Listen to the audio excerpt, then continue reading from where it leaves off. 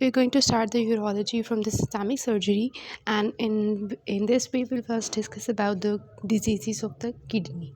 Okay, and first of all, the topic is about the polycystic kidney disease. जो anatomy है इसकी वो आपने जस्ट रीड कर लेनी है, और जो कंजेनिटल एब्नॉर्मलिटीज़ हैं जस्ट रीड देम आउट. और then is the disease adult polycystic kidney disease. As you can see in this picture that they've shown you the cysts being formed in the kidney, and they are multiple, so it is known as polycystic kidney. And if it is present in adults, then it will be named as adult polycystic kidney disease. सबसे पहले तो ये पता होना चाहिए ना adult polycystic kidney disease में कि वो सिस्ट किस तरह से बनते हैं. सिस्ट किस तरह से बनते हैं ये आपकी पैथोलॉजी में हमने जब स्पेशल पैथोलॉजी पढ़ी थी, वहाँ पे जब ये डिज़ीज़ डिस्कस की थी, वहाँ पे मैंने आपको इसकी पैथोलॉजी को डिटेल से डिस्कस करवाया था. But in surgery we are not concern with pathology. अगर थोड़ा सा हम ब्रीफली देख लें तो दैट विल बी इनफ. तो वो ये है कि होती क्या है, दो जीन्स होती हैं, पोलीसिस्टिन 1 जीन एंड पोलीसिस्टिन 2 जीन, और ये इनकोड करती हैं प्रोटीन्स को. वो प्रोटीन्स क्या करती हैं कि वो सीलिया को जो है ना मेंटेन करती हैं. सीलिया में प्रोटीन्स होती हैं ना, तो वो मेंटेन होती हैं. अब सीलिया जो होते हैं वो क्या करते हैं, नॉर्मल मूवमेंट करवाते हैं. किसकी? चीज़ों की एब्जॉर्प्शन, रीअब्जॉर्प्शन, जो किडनी में हो रही होती है, सेक्रीशन, रीअब्जॉर्प्शन, उस सब को सीलिया मेंटेन कर रहे होते हैं. लेकिन होता क्या है, अगर किसी के अंदर म्यूटेशन हो पोलीसिस्टिन 1 और पोलीसिस्टिन 2 जीन की, तो ये जो प्रोटीन्स होंगी ये सीलिया की, ये इम्पेयर हो जाएंगी. सीलियरी मूवमेंट्स इम्पेयर हो जाएंगे तो क्या होगा, वो जो नॉर्मल एब्जॉर्प्शन होनी थी वो सारी चीज़ों की, वाटर की, इलेक्ट्रोलाइट्स की, होगी नहीं होगी. तो उसकी वजह से क्या होगा, वहाँ पे पानी जमा होना शुरू हो जाएगा एब्जॉर्ब ना होने की वजह से. वो जो पानी जमा होगा वो एक सिस्ट की फॉर्म में जमा हो जाएगा. अब सिस्ट क्या होगी, किस तरह से बनेगी कि वो सिस्ट एक बड़ा सा पानी की थैली होगी जिसमें उसकी सराउंडिंग में जो उसकी लाइनिंग होगी that will be of epithelium, और उस सिस्ट के अंदर क्या होगा, पानी होगा. तो ये जो एक सिस्ट बन जाती है, इस तरह की अगर मल्टीपल सिस्ट्स बन जाएं किडनी के अंदर तो दैट विल बी पॉलीसिस्टिक. इसमें एक चीज़ आती है कि देखें, है ये जेनेटिक एब्नॉर्मलिटी, मतलब कि जीन्स में रन कर रही है, तो इसको तो बच्चों के अंदर प्रेजेंट हो जाना चाहिए. मतलब ये डिज़ीज़ बच्चों की होनी चाहिए, अडल्ट्स में क्यों है. हालांकि एक जेनेटिक एब्नॉर्मलिटी है, और जेनेटिक एब्नॉर्मलिटीज़ जो होती हैं कंजेनिटल, वो तो बच्चों में मैनिफेस्ट करती हैं. लेकिन होता क्या है कि बच्चों के अंदर ना ये होती है, किडनीज में सिस्ट बन रही होती हैं, लेकिन वो बहुत छोटी सी होती हैं, छोटी छोटी होती हैं. लेकिन जैसे जैसे बंदा जो है वो 30 एज में जाता है ना, 30 एज तक पहुंचता है, तब जाके ना वो सिस्ट जो छोटी छोटी बनी होती हैं वो मिलके एक बड़ी सी सिस्ट बनाना शुरू कर देती हैं. तो बच्चों के अंदर वो बन रही होती हैं सिस्ट, ऐसी बात नहीं है कि वो वहाँ पे नहीं बनेंगी, लेकिन वो एसिम्टोमेटिक होंगी और छोटी छोटी होंगी. कोई सिम्टम नहीं, पता ही नहीं होगा किसी बंदे को कि मुझे पॉलीसिस्टिक किडनी डिजीज़ है. लेकिन जैसे वो 30 एज में जाएगा तो उसकी वो सिस्ट बन के बड़ी बड़ी हो जाएंगी, फिर वो सिम्टोमेटिक होगा, डॉक्टर के पास आएगा. ठीक है, तो आपके पास जो पेशेंट्स आएंगे these are of the 30 age almost. फिर ये सिस्ट क्या करेंगी, रीनल पैरेन्काइमा को डैमेज करेंगी, और ये बड़ी बड़ी हो जाएंगी तो किडनी को डैमेज करेंगी. ठीक है, उसके बाद इसकी एसोसिएशन बताते हैं कि वो बैरी एनोरिज्म्स जो होते हैं in the circle of Willis brain के अंदर, वहाँ पे जो है उसके साथ एसोसिएटेड होती है. मतलब साथ में जो है वो पेशेंट्स को आपने रूल आउट करना है फॉर द ब्रेन एनोरिज्म्स, क्योंकि उसके साथ ये एसोसिएटेड होती है. और फिर वहाँ पे सब रेक्नॉइड हैमरेज भी हो सकता है अगर वो एनोरिज्म जो है वो बर्स्ट कर जाए. Then is clinical features. Clinical features देखें, सोचने वाली बात है कि किसी के किडनी के ऊपर इतनी बड़ी बड़ी सिस्ट पड़ी हुई है तो उनका क्या होगा, पेशेंट को क्या फ़ील होगा, मेरे भारी भारी फील होगा. तो पेशेंट के जो ना पैल्पेबल रीनल किडनी जो है वो पैल्पेबल होंगी कि नहीं होंगी, होंगी. ठीक है, क्योंकि वो इतनी बड़ी बड़ी सिस्ट पड़ी हुई हैं, तो बायलेटरल किडनीज जो है वो पैल्पेबल होंगी. ठीक है, और पेशेंट को क्या फ़ील होगा कि there is something dragging sensations. ठीक है। और इसकी बहुत इंपॉर्टेंट चीज़ होती है कि ड्रैगिंग सेंसेशन जो है ये होती हैं, ठीक है।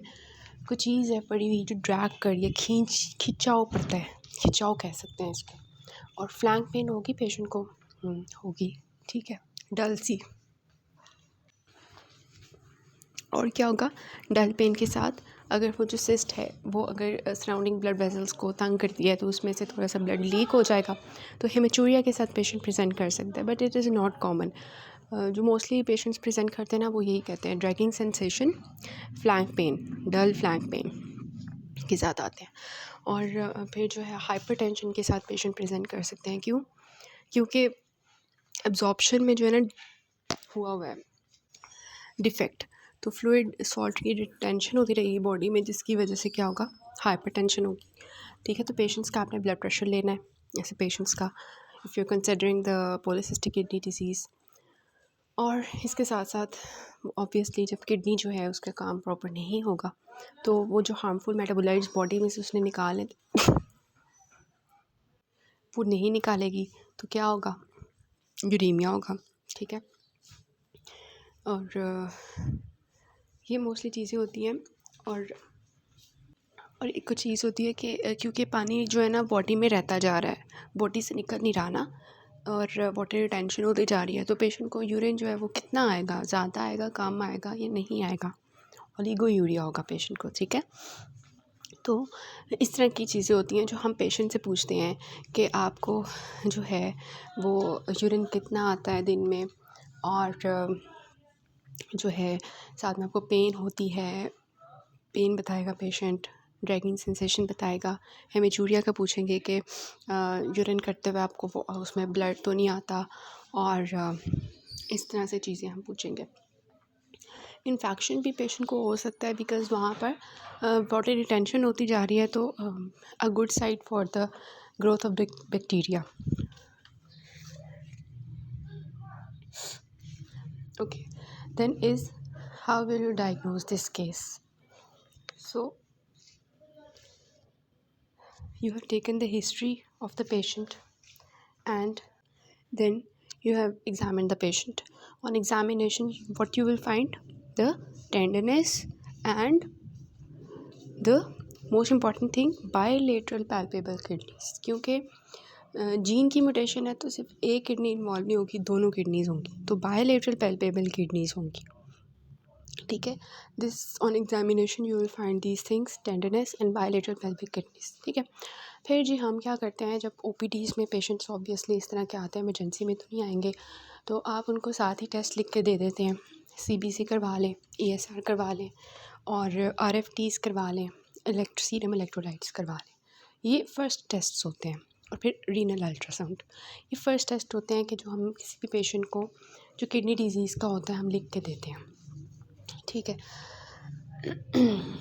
तो ऑब्वियसली जब हम सीबीसी करवाएंगे तो उसमें हीमेचूरिया की वजह से जो थोड़ा सा एनीमिया मिल सकता है पेशेंट, आरएफटीज़ करवाएंगे तो वो हमें थोड़ा सा नॉर्मल मिल जाएगा, ईएसआर रेस्ट होगा अगर वहाँ पे कोई इन्फेक्शन चल रहा है, और इलेक्ट्रोलाइट्स जो हैं ऑब्वियसली उनका बैलेंस जो है वो ख़राब हुआ होगा because of the water retention and absorptive mechanism जो है वो ख़राब है।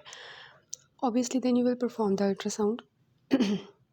तो इसमें अल्ट्रासाउंड आप हाली तो अल्ट्रासाउंड लिख के नहीं देते, उस जगह के लिखते हो कि कहाँ पे आपने अल्ट्रासाउंड करवाना है। So we'll write the ultrasound abdomen and K U B is what, ultrasound of kidney, ureter and bladder, ठीक है। ये आपने अल्ट्रासाउंड लिख के देना होता है पेशेंट को।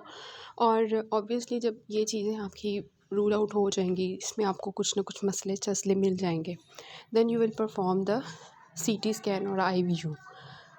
अब सीटी स्कैन जो होता है ना, इसका यह है कि सीटी स्कैन किसी भी इस तरह की डिजीज़ का जो है ना मतलब बहुत अच्छा होता है सीटी स्कैन। और आईवीयू इज़ व्हाट, इंट्रावेनस यूरोग्राफी, ठीक है।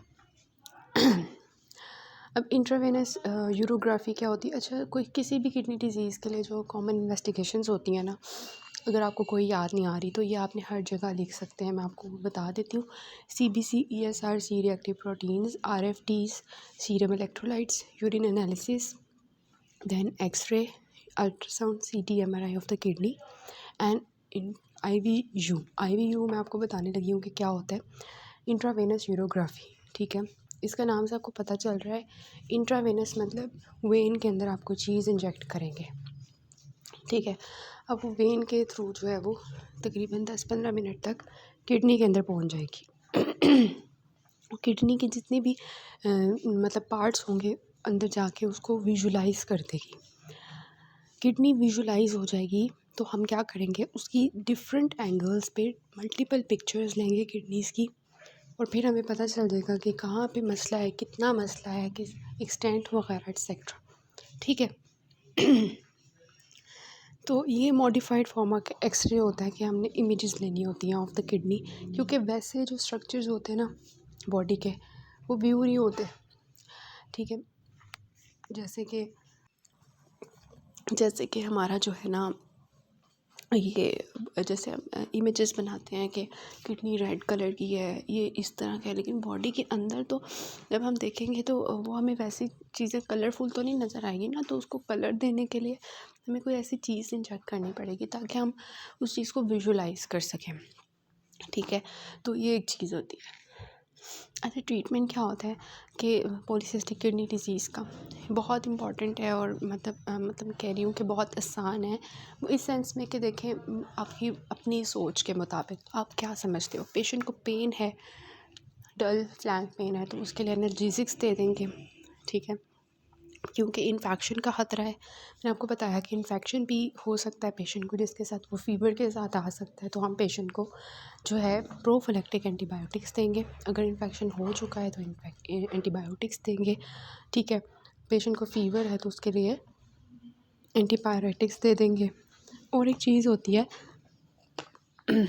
पेशेंट का ना क्योंकि सॉल्ट वाटर रिटेंशन होती जा रही है and this is resulting into hypertension. तो पेशेंट को आपने कहना है कि आपने सॉल्ट कम कंज्यूम करना है, ठीक है, और लो प्रोटीन डाइट, क्योंकि जो so sorry for this cough. Low protein diet क्यों हम पेशेंट को कहते हैं कि बिकॉज़ किडनी जो है ना वो हमारी प्रोटीन्स की मेटाबॉलिज्म भी कर रही होती है ना। तो फिर हमने लो प्रोटीन डाइट का पेशेंट को कहना होता है, और हमने पेशेंट को कहना है कि अपना फ्लूइड जो है वो एक दिन में 3 लीटर तकरीबन पिए। क्यों? क्योंकि बॉडी में हार्मफुल मेटाबोलाइट्स जमा होते जा रहे हैं। उनको निकालने के लिए हम क्या करेंगे, पानी ज़्यादा पिएंगे ताकि वो बॉडी से निकले, ठीक हो गया। उसके बाद जी एक चीज़ होती है कि हाइपरटेंशन को हमने कंट्रोल करना है पेशेंट की, तो साथ में हम ड्रग्स भी देख सकते हैं, एस इनहिबिटर्स, आर्ब्स, अगर हाइपरटेंशन ज़्यादा है, ठीक है। तो इस तरह की चीज़ें हैं जो कंजर्वेटिवली हम पेशेंट को मैनेज करें।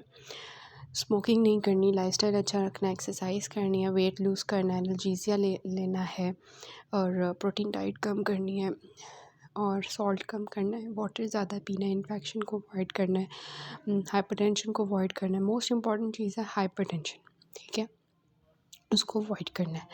और इसके अलावा जो है चीज़ आ जाती है कि अगर पेशेंट को, क्योंकि अब हमने देखा कि किडनी फेलियर की तरफ जा रही है क्योंकि इसको ना हम ट्रीट नहीं कर सकते, this is not treatable disease. ये नहीं है कि आप इतनी ज़्यादा सिस्ट का जो ट्रीटमेंट कर दो, सिम्टोमेटिक पेशेंट का मैनेजमेंट करना है। तो फिर पेशेंट की किडनी जो है वो फेलियर की तरफ जा रही होती है, तो फिर हम पेशेंट को डायलिसिस की तरफ लगा देते हैं। और इसके अलावा अल्टीमेट ऑप्शन क्या होता है, रीनल ट्रांसप्लांटेशन। फिर इसमें एक चीज़ होती है, वो सर्जरी वैसे हम परफॉर्म नहीं करते होते, दैट इज़ रोफसिंग ऑपरेशन। इसमें हम क्या करते हैं, अगर सिम्टोमेटिक सिस्ट हो, बहुत तंग कर रही हो, मेडिकल ट्रीटमेंट से बिल्कुल भी पेशेंट को रिलीफ ना मिल रहा हो, तो फिर हम सिस्ट्स को जो है वो निकालते हैं बाहर। So this is all about the polycystic kidney disease. इसमें से कोई यूक्यू नहीं आया हुआ, और so this is all about it, but it is important topic can come in UK.